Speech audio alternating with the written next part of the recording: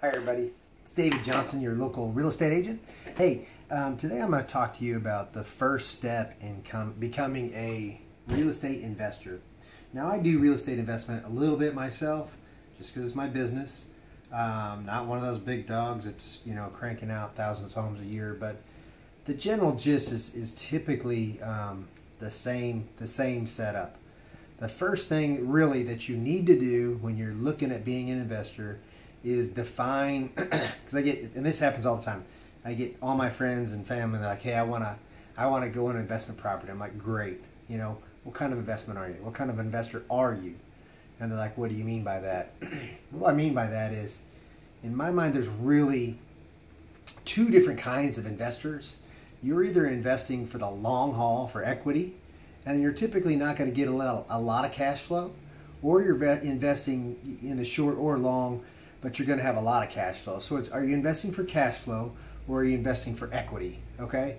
The pros and cons, typically when you're investing for equity, most likely, and I want to be very stereotypical, you're going to have a little bit better clientele. Your homes are going to be a little bit more expensive, maybe up around the hundreds, 150. So your clientele is a little bit easier to deal with, and you don't have that, quite the difficulties you'll have on the other side of the coin.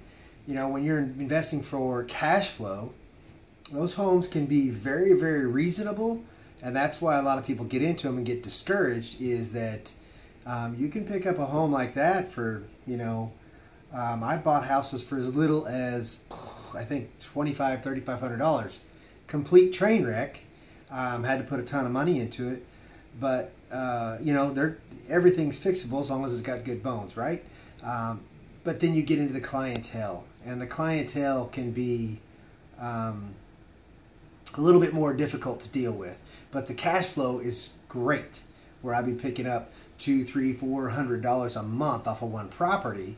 I have a lot more headache and a lot more attention that has to go to that property. So the first thing first, are you investing for cash flow, or are you investing for equity? Equity is the long haul. We're going to let them pay off our equity, pay off the equity, pay off the equity.